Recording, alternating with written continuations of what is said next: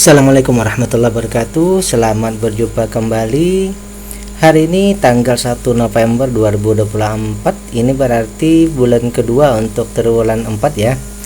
Namun pembahasan kita akan tetap berada di triwulan 3 karena data-data yang disampaikan oleh emiten itu tentu saja laporan keuangan triwulan 3 yang sudah dikonsolidasikan. Kita akan membahas resume fundamental saham dari sudut pandang value-nya, dividen, free cash flow, ketahanan dan kepengendaliannya ya. Hari ini kita akan membahas 4 ya, Agro, KMDS, KDSI dan MCOL.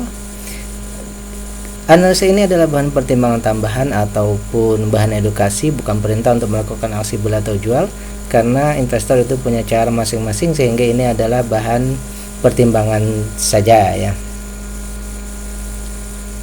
Tujuan akhir dari pembahasan kita adalah untuk bisa menemukan saham yang kita harapkan bisa kita pegang untuk beberapa lama ya, bisa dalam tahunan. Bila tahunan kita tentu saja mengharapkan adanya dividen yield untuk masa menunggu, dan pada titik akhir sama juga dengan trader juga bahwa kita menginginkan adanya capital gain ya. Kemudian juga pembahasan kita ini berdasarkan kepada data-data yang kita dapatkan, sehingga tujuannya bukan untuk menjelek-jelekkan ataupun melebih-lebihkan sebuah emiten ya. Baik, yang pertama kita akan membahas Agro ya. Agro atau Bank Raya Indonesia Tbk, kalau tidak salah ini adalah anak usaha dari Bank Rakyat Indonesia. Ini lebih kepada bank digitalnya ya untuk Agro ini. Baik, dari data yang kita dapatkan ini di triwulan 3 ya, dan kita punya 3 data. Dari semua data ini bahwa kita mendapatkan satu data yang kita pahami di sini bahwa datanya dari data awal ya, ini ada satu yang belum memenuhi kriteria, yaitu IPS-nya atau keuntungannya masih di bawah 10 rupiah ya. Itu yang pertama. Dari segi data per data ini untuk nilai modalnya ya, ada seputar itu saja ya, naik turun 139, 138, 139. Kemudian dari segi keuntungan bersihnya hanya Rp1 per lembar saham.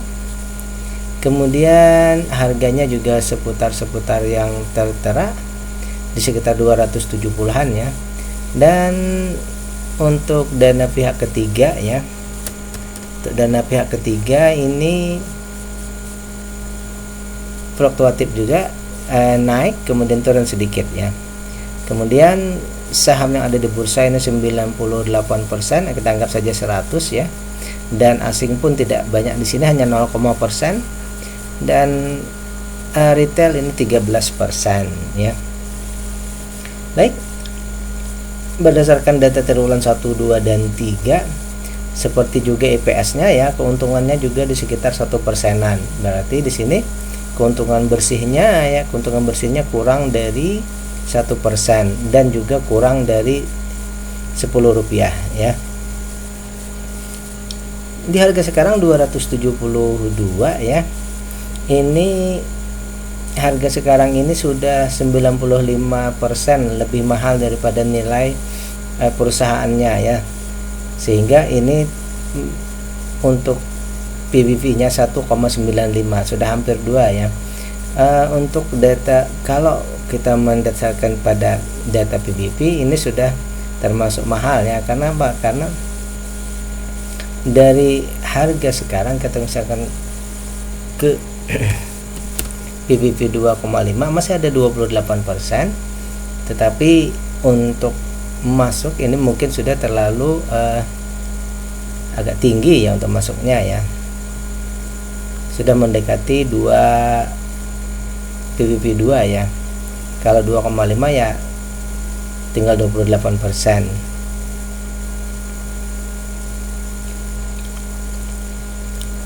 Baik, selanjutnya untuk valuasi juga bahwa harga sekarang ini sudah 14 kali malah lebih mahal ya. Kalau tadi untuk book value hanya 0,95, kalau untuk valuasi ini sudah sangat jauh sekali, 14 kali. Jadi kalau istilahnya kita beli sekarang ini, kita harus membelinya di harga 14 kali lebih mahal ya, karena maksimal beli di 18, sekarang sudah 272. Kemudian juga untuk baggernya ya, secara teknikal, bukan teknikal, secara teknis ini sudah sangat mendekati dengan target. Jadi sudah mungkin begini, risikonya lebih tinggi daripada keuntungan yang akan kita kejar. Baik, selanjutnya perusahaan belum membagikan dividen karena mungkin di sini sudah jelas terlihat ya bahwa dengan keuntungannya hanya Rp1 dan hanya 1%, itu sangat sulit untuk bisa membagikan dividen ya. Kemudian dari segi ketahanan perusahaan ini menurut saya semuanya oke ya, jadi tidak ada masalah. Jadi perusahaannya sebenarnya baik-baik saja, perusahaannya bagus saja, hanya perkembangan perusahaannya yang lamban. Kenapa? Karena keuntungannya sangat kecil tadi ya. Jadi perusahaannya oke, tapi perkembangannya yang lamban ya. Kemudian dari segi kepemilikan, karena tadi dia adalah anak usaha dari Bank BRI, jadi ini kita kategorikan kepengendaliannya tentu saja retail tidak bisa menguasai di sini karena dia adalah anak usaha dari BUMN.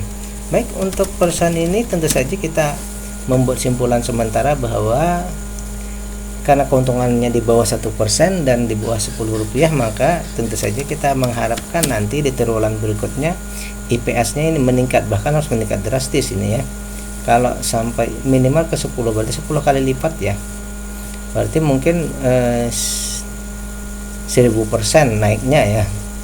Yang kedua, dividen kita tidak hitung dulu, jadi istilahnya itu saja. Yang kedua, harga ya.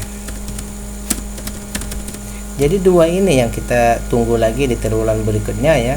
Mudah-mudahan nanti ada perkembangan lagi dari emiten ini sehingga kita bisa masuk misalnya atau membeli ya. Bagi yang menyukai saham bank konvensional ya, bagi yang tidak menyukai bank konvensional ya mungkin mencari saham bank syariah ya. Baik, yang kedua kita akan membahas KMDS, Kurnia Mitra Duta Sentosa Tbk ya. Bila Anda menemukan video ini dalam bentuk video singkat, maka silakan klik di bagian paling bawah, itu ada link ya untuk mendapatkan video lengkapnya. Kemudian saya juga sudah membuatkan link untuk playlist, saya letakkan di deskripsi. Silakan klik di situ untuk menemukan emiten-emiten yang saya bahas di triwulan 3. Baik, kita akan bahas yang kedua, KMDS, Kurnia Mitra Duta Sentosa ya. Ini bidangnya industri makanan dan minuman ya.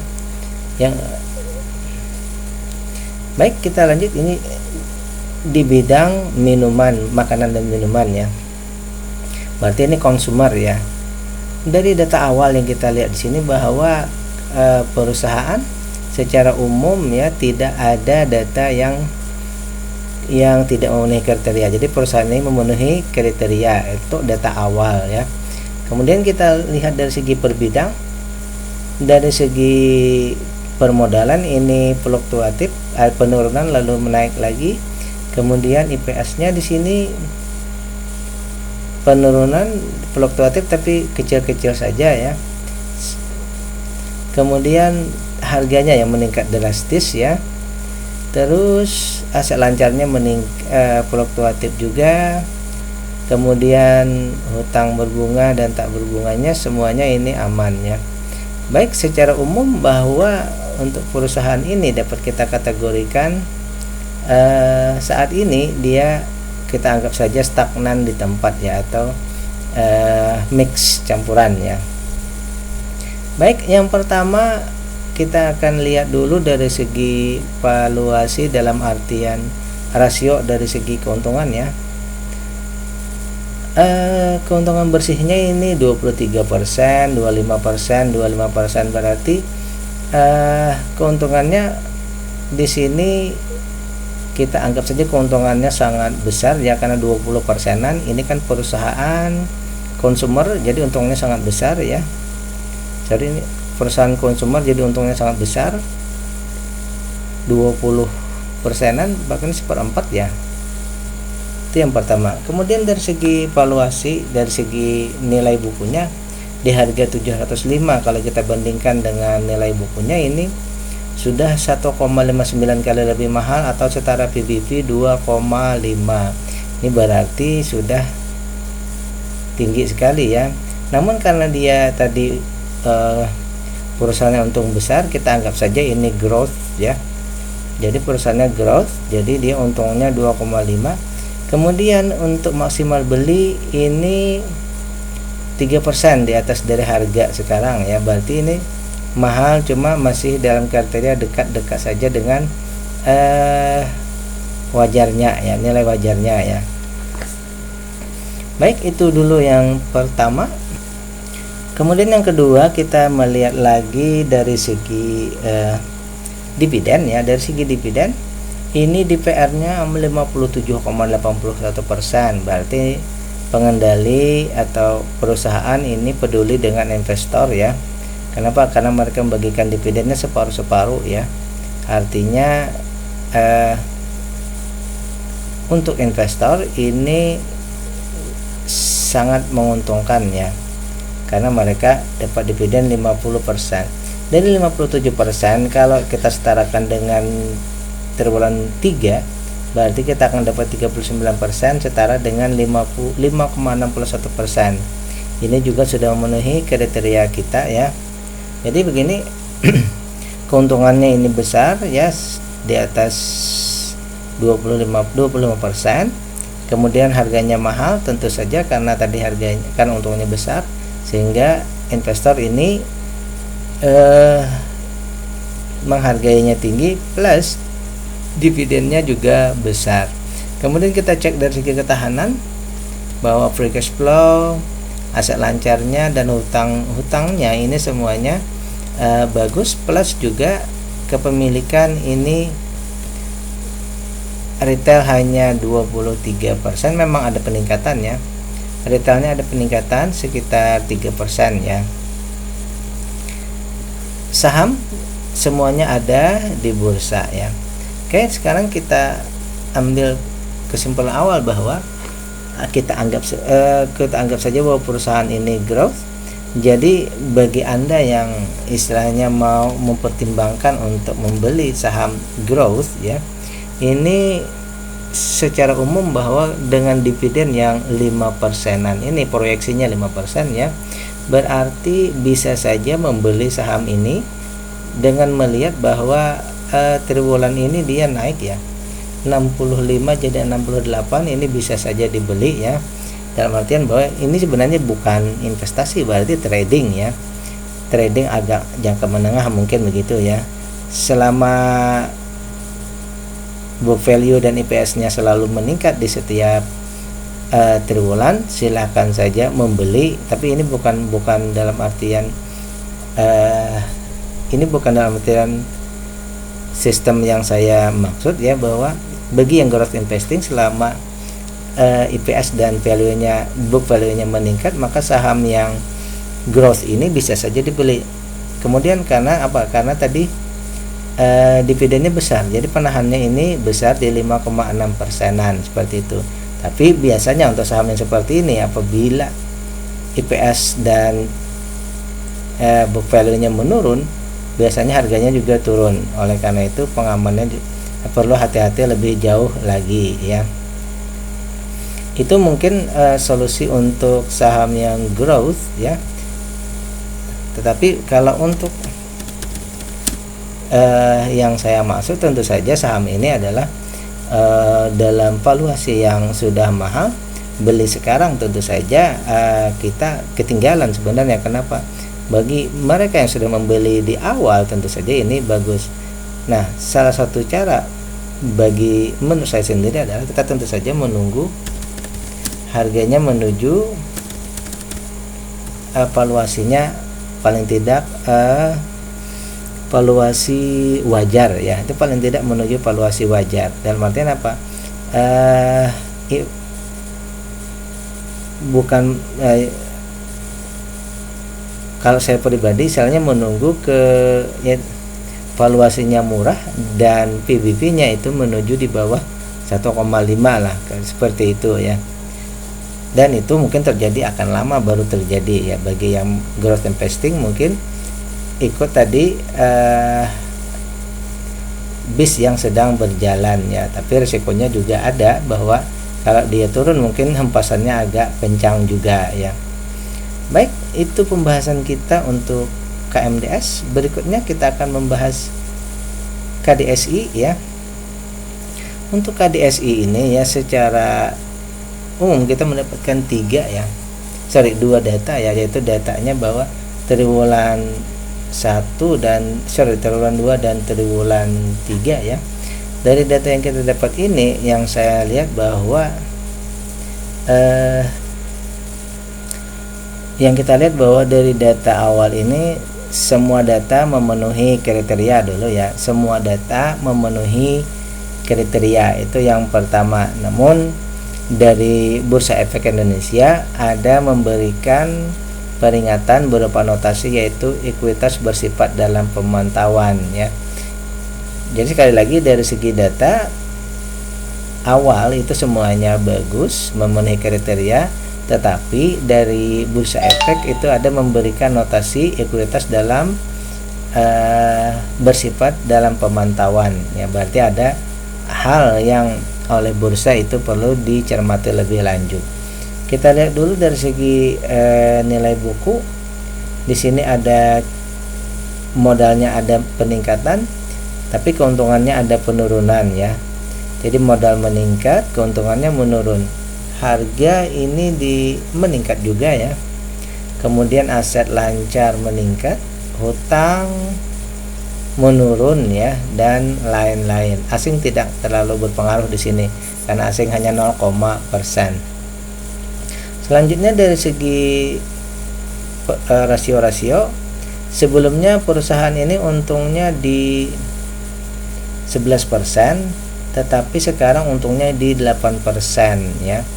Jadi di sini bahwa keuntungan perusahaan ini menurun ya, dari 11 menjadi di bawah 10%. Yang kedua, dari harga sekarang dibandingkan nilai buku ini ada 7% ya. Ada 7% dari harga sekarang ke nilai buku ada 7%. Tapi kalau kita mengejar ke maksimal PBV 2,5 itu ada 168%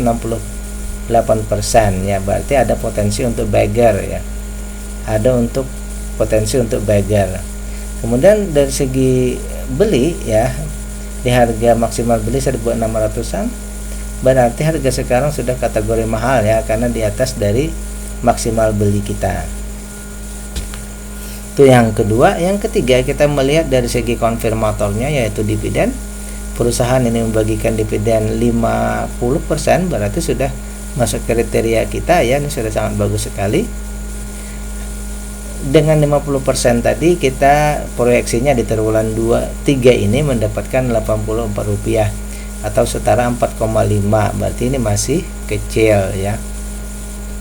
Jadi simpulan sementara bahwa kalau kita beli sekarang di harga sekarang, kita harus menambah 12%, kemudian ada potensi untuk beggar ya.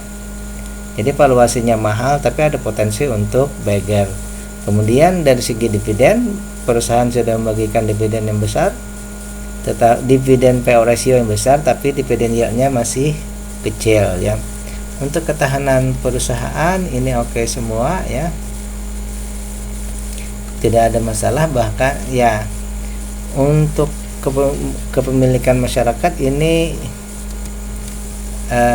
kurang dari 15 ya. Jadi seperti ini dulu. Kemudian kepemilikan masyarakat kurang dari 15, dan semua saham ada di bursa ya, seperti ini. Sehingga kita akan mencoba mengambil kesimpulan untuk perusahaan ini bahwa pertama tadi keuntungannya di bawah 10% ya.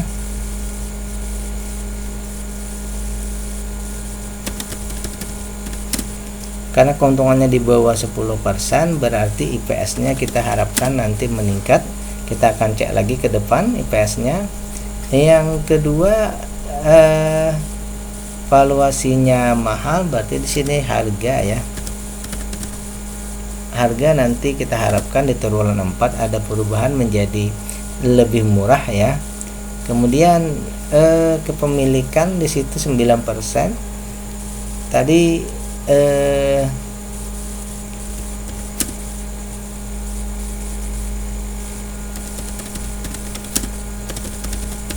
dan yang kita harapkan nanti ekuitasnya tidak lagi dalam pemantauan ya. Jadi ada 3 yang kita tunggu. Yang pertama IPS-nya membaik, kedua harganya, dan ekuitas dalam pemantauannya nanti berubah tidak lagi ada ya. Jadi demikian pembahasan kita tadi untuk Agro, KMDS, KDSI dan Agro, kita cek KMDS ya, Agro, KMDS, KDSI ya. Yang terakhir kita akan membahas yang keempat, yaitu MCO atau Prima Andalan Mandiri TBK ya. Ini perusahaan bergerak di bidangnya ini batubara ya. Kita punya data-data di triwulan 3 dan 1 dan 2 ya. Baik, semua data ini kalau kita cek di sini semua datanya memenuhi kriteria ya. Berarti termasuk perusahaan yang memenuhi kriteria. Tinggal kita akan mengecek yang berikutnya, yaitu dari segi per bidang. Dari segi per bidang di sini bahwa ekuitasnya atau modalnya ada penurunannya dari 2.600, 2.400 lalu 2.300. Kemudian keuntungannya juga dari 832, 731, 639 ya. Kemudian untuk harga ini malah naik ya. Jadi untuk valuasi ini menurun tapi harganya naik ya. Kemudian juga aset lancar ini menurun, hutang ini meningkat ya. Kemudian kepemilikan masyarakat ini di bawah 10%. Dari 3 data kita dapatkan bahwa keuntungannya ini besar terus ya, 31, 29, 26. Ada penurunan keuntungannya dari 31%, 29 sampai 26, tetapi masih dalam kriteria bahwa untungnya sangat besar ya. Jadi seperti itu, untungnya sangat besar. Itu yang pertama ya.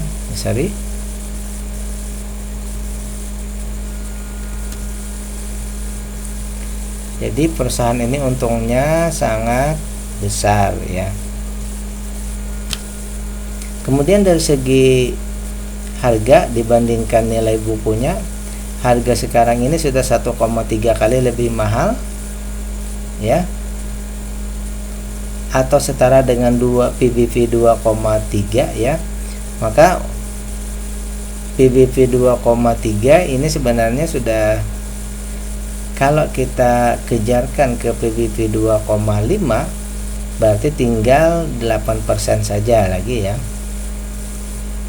Jadi secara potensi untuk Bagger, secara teknis itu hanya tinggal 8%, sulit untuk Bagger ya. Yang kedua, dari segi valuasinya kita punya diskon ya untuk perusahaan ini ya. Kita punya diskon sekitar 14%. Jadi kalau beli sekarang kita dapat diskon 14%, tapi secara teknis untuk Bagger itu tidak bisa karena target kita tinggal 8% saja ya. Namun dari segi pembagian dividen ini perusahaan membagikan dividen DPR-nya sebesar 68%. Ini termasuk kategori besar ya. Kemudian juga proyeksi kita nanti ya, kalau sampai triwulan 3 ini Rp440 setara 8%. Kalau misalnya dibagi sekarang, maka proyeksinya seperti itu, dividennya besar ya. Kemudian dari segi ketahanan perusahaan, di sini bahwa aset lancarnya tadi menurun, hutangnya oke, kemudian sahamnya juga yang dimiliki oleh masyarakat hanya 9,7% ya. Berarti ya secara umum bahwa perusahaannya ini bagus ya, perusahaannya ini kuat ya, seperti itu. Jadi bahwa kalau kita melihat perusahaan ini ya, mungkin kita menghitungnya seperti ini, bahwa perusahaan ini ya ketahanannya kuat, dividennya besar. Bagi yang dividen investing, mungkin bisa saja ya untuk membeli saham ini yang dengan tujuan bahwa kita mengharapkan dividennya yang besar. Namun kalau kita juga mengharapkan istilahnya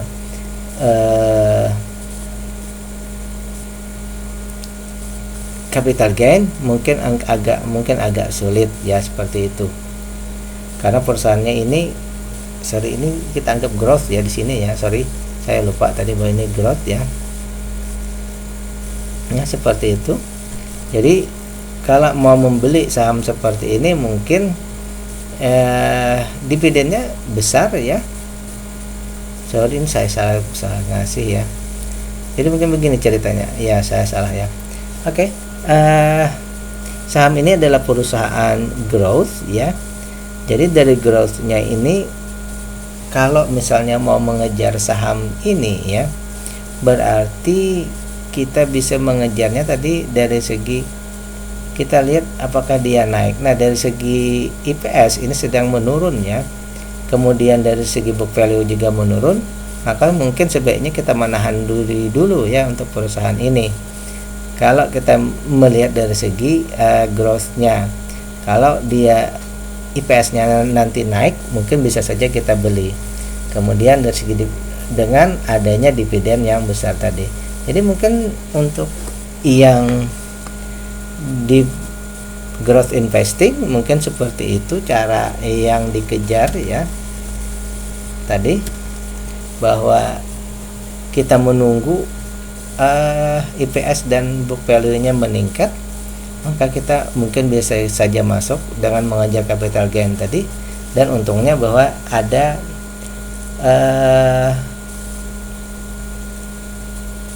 pengamannya berupa dividen yang besar ya. Namun kalau bagi saya pribadi, menurut opini saya ya, tidak bisa mengambil kesimpulan juga bahwa kalau saya pribadi akan menunggu kenapa? Dia akan menuju valuasi yang wajar atau murah ya. Kemudian juga bahwasanya untuk perusahaan ini ya, karena dia ini cyclical, mungkin bukan wajar lagi, tapi kita menunggu di valuasinya murah ya. Dan saya sendiri secara pribadi semester ini saya menjual saham ini ya.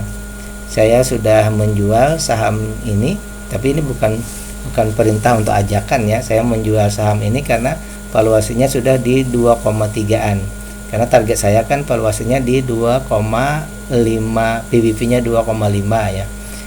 Jadi ya tinggal 0,2, jadi sudah saya lepas. Jadi bukan ajakan untuk beli atau jual, cuma karena ini memang sudah target saya, jadi saya ada dapat capital gain plus juga dapat dividen ya. Namun untuk selanjutnya tentu saja saya akan menunggu lagi bahwa nanti berharap ya di suatu saat bahwa dia akan turun ya. Jadi saya kalau di sini harganya sudah naik, berarti di sini kita mengharapkan bahwa harganya turun ya, turun dulu, yang lainnya tidak ada masalah lagi. Jadi kalau saya pribadi untuk perusahaan ini, emiten ini ya, saya akan sudah saya jual, berarti saya akan menunggu lagi di masa-masa berikutnya dia akan menuju ke valuasi yang murah ya, dan juga ada potensi untuk beggarnya ya, seperti itu. Demikian pembahasan kita untuk saham Agro, KMDS, KDSI, dan MCOL. Oke. Sekali lagi, ini bukan perintah untuk melakukan aksi beli atau jual, ini adalah bahan edukasi ya, dan ini berupa opini ya, karena setiap investor itu mempunyai cara masing-masing. Demikian, billahi taufiq wal hidayah. Assalamualaikum warahmatullahi wabarakatuh.